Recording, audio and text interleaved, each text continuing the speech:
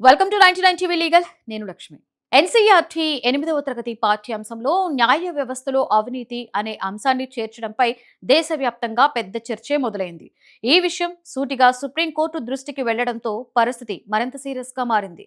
Court తీవ్ర ఆందోళన వ్యక్తం చేయడంతో కేంద్ర ప్రభుత్వం కూడా వెంటనే స్పందించింది.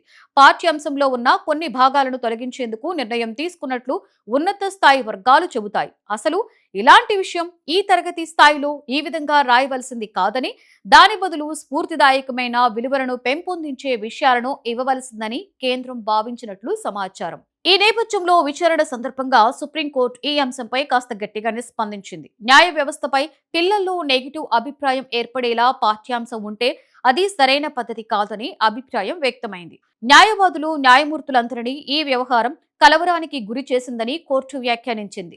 న్యాయ వ్యవస్థ ప్రతిష్టకు భంగం కలిగించే విధంగా ఏదైనా జరిగితే ఊరుకోమని, చట్టం తన పని తాను చేసుకుంటుందని భారత ప్రధాన న్యాయమూర్తి సూర్యకాంత్ పేర్కొన్నారు.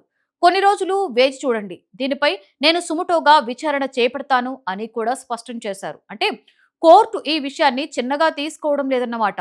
ఈ అంశాన్ని సీనియర్ న్యాయవాది కపిల్ సిబాల్ కోర్టు దృష్టికి తీసుకువెళ్లారు. 8వ తరగతి విద్యార్థులకు న్యాయ వ్యవస్థలో అవినీతి గురించి పాఠ్యాంశంలో బోధించడం సరైన విధానమా అనే ప్రశ్నను లేవనెత్తారు. అదే సమయంలో మంత్రులు, ఎమ్మెల్యేలు, ఇతర రాజకీయ నాయకులు పెద్ద ఎత్తున అవినీతికి పాల్పడుతున్న సందర్భాలలో ప్రభుత్వాలు ఎందుకు అలాంటి విషయాలను అదే రీతిలో ప్రస్తావించవు అని ప్రశ్నించారు. ఎంపిక చేసి మరీ న్యాయ వ్యవస్థనే టార్గెట్ చేస్తున్నట్లు కనిపిస్తుందని ఆయన అభిప్రాయపడ్డారు. ఈ అభిప్రాయానికి సీనియర్ న్యాయవాది అభిషేక్ మను స్వింగి కూడా మద్దతు పలికారు. ఒకే వ్యవస్థను చూపించి దానిపైనే వేలెత్తి చూపడం సమతుల్య దృష్టికోణం కాదని ఆయన అభ్యంతరం వ్యక్తం చేశారు. ఇక ఎన్సీఈఆర్టీ వైపు చూస్తే ఇటీవల న్యాయ వ్యవస్థ అనే అధ్యాయాన్ని విస్తరించింది. విద్యార్థులు కేవలం పుస్తకాలలో ఉన్న సిద్ధాంతాలను మాత్రమే కంఠస్థం చేసుకోవడం కాదు, వాస్తవ జీవితంలో వ్యవస్థ ఎలా పనిచేస్తుంది, ఎలాంటి సవాళ్లు ఉంటాయి, ఎలాంటి లోపాలు ఉన్నాయనే విషయాలపై కూడా అవగాహన కలగాలి అనే ఉద్దేశంతో మార్పులు చేసినట్లుగా చెబుతోంది. లక్షలాది కేసులు కోర్టులో పెండింగ్ లో ఉండడం, విచారణలో జాప్యం జరగడం, న్యాయం ఆలస్యమైతే అది న్యాయం కాదనే భావన వంటి అంశాలను పాఠ్యాంశాలలో చేర్చింది. న్యాయ వ్యవస్థలో పారదర్శకత, బాధ్యతాయుత వ్యవహారం అవసరమని కూడా సూచించినట్లు సమాచారం. అయితే ఈ విషయాలను ఎలా రాశారు, ఎలాంటి భాషలో చెప్పారు అన్న దానిపైనే ఎక్కువ చర్చ జరుగుతోంది.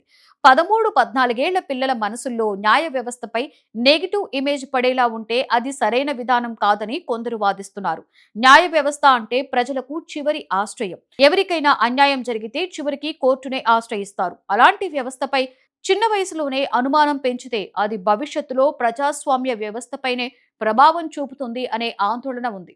మరొక వైపు కొందరు విద్యావేత్తలు మాత్రం వేరే కోణంలో చూస్తున్నారు. పిల్లలకు నిజాలను దాచిపెట్టకుండా చెప్పాలి, వ్యవస్థలో ఉన్న లోపాలను గుర్తించేలా చేయాలి. అప్పుడు మాత్రమే బాధ్యత గల పౌరులుగా ఎదుగుతారని అంటున్నారు. ప్రపంచంలోని అనేక దేశాలలో పౌరశాస్త్రం బోధనలో ప్రభుత్వ వ్యవస్థల బలాలు, బలహీనతలు రెండు కూడా చెబుతారని ఉదాహరణలు చూపుతున్నారు. అవినీతి అనేది ఒక్క న్యాయ వ్యవస్థలోనే కాదు, అనేక రంగాలలో ఉంటుందని, దాన్ని విమర్శాత్మక దృష్టితో చూడడం కూడా ప్రజాస్వామ్యంలోని భాగమేనని చెబుతున్నారు. ఇది మొత్తానికి పెద్ద డిబేట్ లా మారిపోయింది. ఒకవైపు న్యాయ వ్యవస్థ గౌరవం, ప్రతిష్ట, మరొక వైపు విద్యార్థులకు వాస్తవ పరిస్థితుల అవగాహన. మధ్యలో ప్రభుత్వం, కోర్టు, న్యాయవాదులు, విద్యావేత్తలు అందరూ తమ తమ కోణాలలో మాట్లాడుతున్నారు.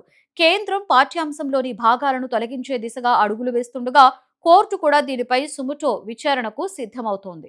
ఇక చివరకు ఎలాంటి నిర్ణయం వస్తుందనేది చూడాలి.